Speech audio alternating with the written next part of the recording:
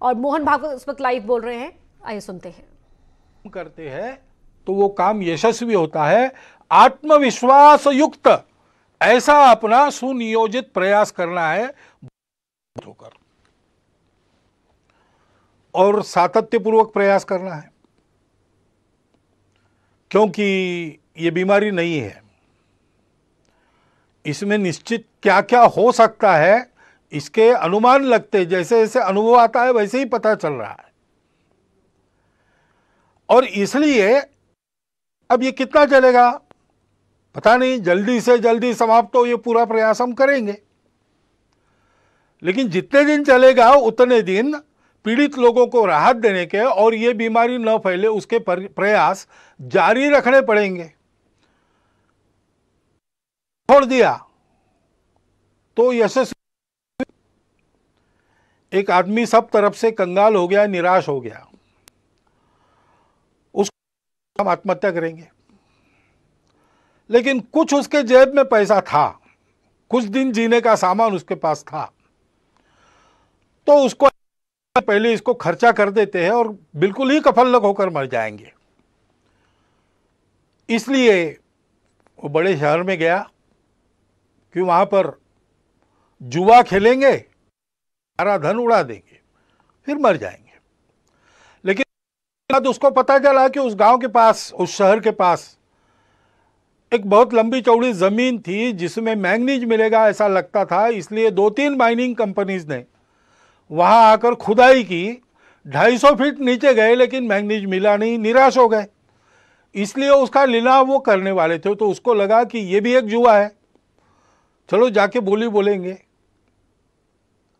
अब इतना तो धन नहीं था उसके जेब में कि इतनी बड़ी जमीन खरीदी कर सके, लेकिन वो 250 फीट की जमीन नहीं थी, 250 फीट का लंबा चौड़ा गहरा गड्ढा बना था, उसको कौन खरीदेगा। उस नीलाम में कोई आया ही नहीं, यही अकेला पहुंचा, इसलिए इसके जेब में जितने पैसे थे उतने में उसकी जमीन हो गई। अब जो मजदूर वहां काम कर रहे थे उनको उस दिन की मजदूरी कंपनी ने दे दी थी, तो उन्होंने आके पूछा क्या करें, काम अभी बंद करें कि 5 बजे तक करें और बाद में छोड़े। तो उसने कहा आपने पैसे लिए हैं तो 5 बजे तक काम करो। उन्होंने 5 बजे तक खुदाई की, 3 फीट और खोदा, उसमें जो नमूने मिले उसमें मैंगनीज मिल गया, और कंगाल बना हुआ वो आदमी मैंगनीज की खदानों का मालिक, बाद में एक रेलवे कंपनी का मालिक, ऐसा सब कुछ बन गया। फिर से उसका जीवन बन गया। उसने लेख लिखा, वो मैंने पढ़ा, रीडर्स डाइजेस्ट में आया था, कहानी अमेरिका की है, लेकिन उसका शीर्षक था difference between the success and failure is 3 feet. 3 feet के अंतर के लिए अपना सातत्य खदान मालिकों ने छोड़ दिया तो वंचित रह गए, और 3 फीट और खोदने का दम इसने दिखाया तो इसको वैभव मिल गया। इसलिए ऐसा सातत्य अपने प्रयासों में चलना चाहिए, ऊबना नहीं चाहिए, थकना नहीं चाहिए, करते रहना चाहिए, सबके लिए करना है, इसमें कोई भेद नहीं है। जो जो इसके पीड़ित है वो हमारे अपने हैं।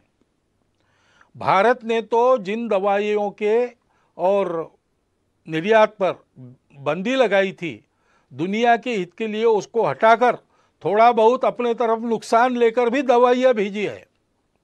जो मांगेंगे उसको देंगे, क्योंकि यह हमारा स्वभाव है। हम मनुष्यों में भेद नहीं करते, और ऐसे प्रसंगों में तो बिल्कुल नहीं करते। सब अपने हैं, जो जो जिसकी जिसकी आवश्यकता है उन सब की सेवा, जितनी अपनी शक्ति है उतनी सेवा करनी है। और ये सेवा करते समय कोई स्पर्धा तो है नहीं, अपनी कीर्ति फहराने के लिए दुनिया भर में हम काम नहीं कर रहे। इसलिए जो इस काम में लगे उन सबको साथ लेकर, उन सबके साथ रहकर काम करना है, सामूहिकता से काम करना है। इस प्रकार से हम सेवा करेंगे, लोगों को जो बताना है वो बताएंगे, लोगों से जो करवाना है वो करेंगे।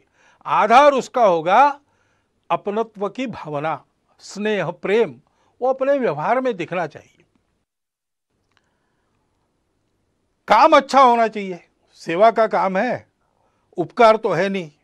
हम अपने लोगों का काम कर रहे हैं, इसलिए वो उत्तम होना चाहिए। प्रेम से होना चाहिए। हनुमान जी के कार्य के बारे में ऐसा वाल्मीकि रामायण में कहा गया है, देवों ने उनकी स्तुति की एक प्रसंग पर, तब 4 उनके विशिष्टों का उल्लेख किया। धृति, दृष्टि, मति और दाक्ष यानी दक्षता, सावधानी। सावधानी आवश्यक है। हम काम करेंगे, लेकिन हम काम करते रहे, इसलिए काम करते करते हम बीमार न हो जाए।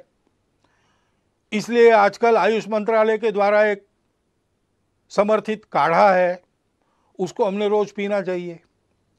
बाकी मास्क लगाना, अंतर रखना, ये सारी बातें, हाथ धोना, स्वच्छता रखना, हम स्वयं चिंता करें कि हम काम करने लायक रहे। अपनी मदद जिनको वास्तविक आवश्यकता है उन तक पहुंचे।